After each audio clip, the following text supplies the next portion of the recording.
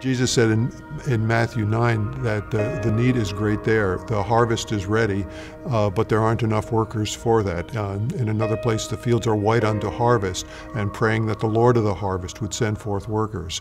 And we do identify today that there are incredible ministry needs, and they don't all need the same level of education. They don't all need the same background, but what they do need to be is sensitive to the harvest field to which they've been called. And the need that we're meeting is we're identifying different harvest fields, different characteristics, different fruits, different qualifications needing, and we're able to respond to that with a great deal of agility and flexibility. Well, commissioned pastors are elders who have demonstrated a giftedness and effectiveness in ministry, and they are being empowered now to lead as pastors. These leaders, they've already been recommended by their churches, they've been endorsed by their classes, and I work with them to identify their giftedness, to identify the competencies, maybe to assess who they are and where God's calling them to go, and then to develop training plans and put accountability structures in place for them to accomplish those training plans. We're very serious about pastoral leadership. Scripture is serious about the qualifications of a leader, and we try to reflect that. So, among other things, we're not only working with letters of recommendation and endorsement by congregations and classes, we have Bible knowledge tests, personality profiles, psychological assessments, criminal background checks, courses that have to be taken, and evidences that are uploaded to electronic portfolios to verify the achievement of competencies.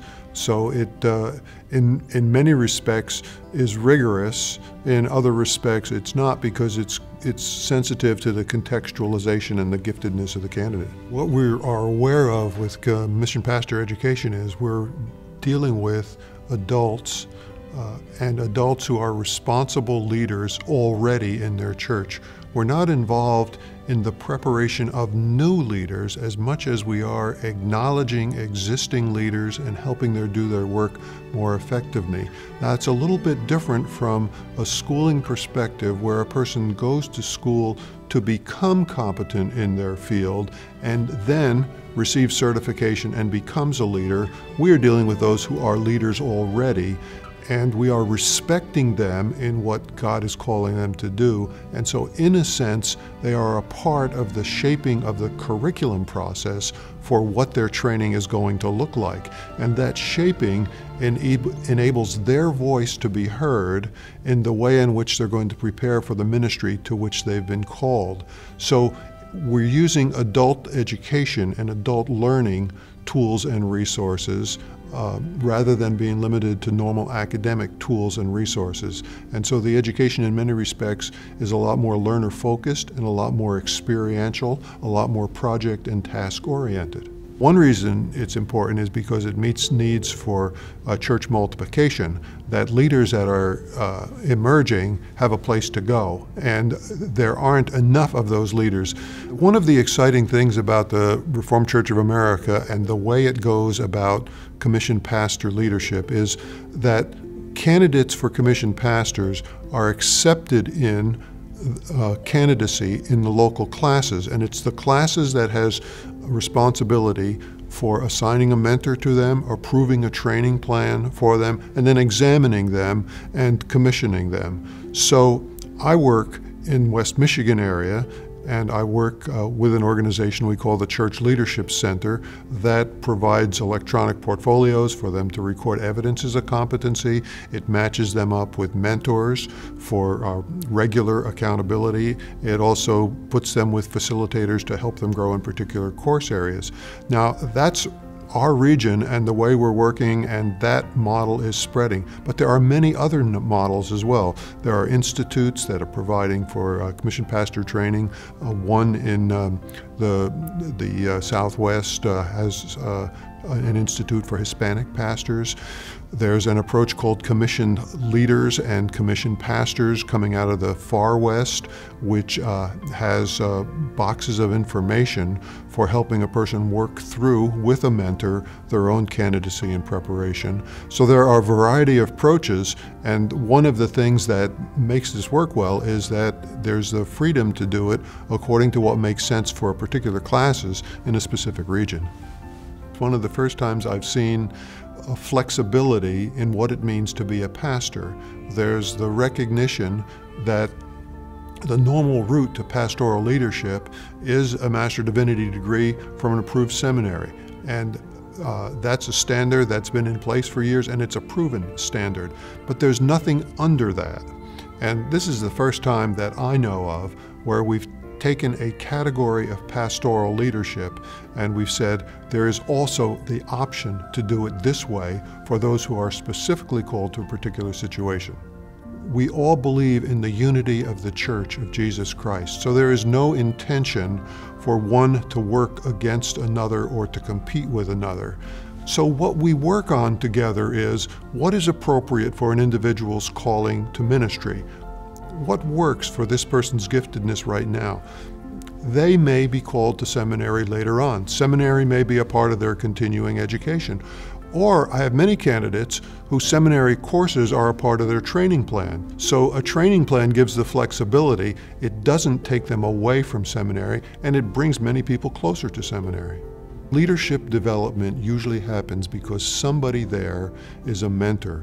Most of us have grown because somebody recognized in us a capacity or a capability and they encouraged us onward. So most of the candidates that I see are referred to me by their pastors or by other pastoral leaders who see in them opportunities for growth and further ministry. So when we're putting a training plan together for a candidate, that training plan meeting involves the candidate, the mentor, and a class's representative, and we all agree together, here's what's necessary for qualifications for meeting the competencies for commissioned pastor. It provides options for pastoral leadership that the church has not had before. And when you're in a congregation and there's a pastor who you respect, a person called to ministry, and you're growing spiritually and your church is multiplying yourself, you're not asking the question, what degree does this person have? And who endorses them? You're simply thankful for what's there, and you're being led by it, and you're inspired to leadership yourself. And so it's opening up a whole new audience of leadership that will be working with the existing leaders, and I think it will broaden the church's ability to multiply itself and enable it to be more flexible and more diverse. One of the things that's been a challenge for Reformed Church of America is the issue of multi-ethnic congregations and diversity. And it's my privilege to work with African American congregations, Hispanic congregations, multicultural congregations, because there is that flexibility that we have to work with people in context and have them grow within the context while they're serving. And when we look at the church, it hasn't been as easy for us to do that as it is now. We can be much more responsive than we were in the past. And I think one of the things that we'll see in the Reformed Church of America in the future is a church with greater diversity to it and greater respect for all individuals, regardless of their ethnic background. This video is a wonderful opportunity to spread the word about commissioned pastors. Right now, the word is out there. It's in the book of Church Order of the Reformed Church. There is a category of ministry called commissioned pastors. That material is known by many, but that's not even widely known. This video will be able to get the word out in an interesting way, but also visually in a way to see those who are commissioned pastors, those who support commissioned pastors, hear stories about the relevance of commissioned pastor ministry. And I hope that this video will spread the word about the significance of, show real-life examples of, and show access to how to become a commissioned pastor.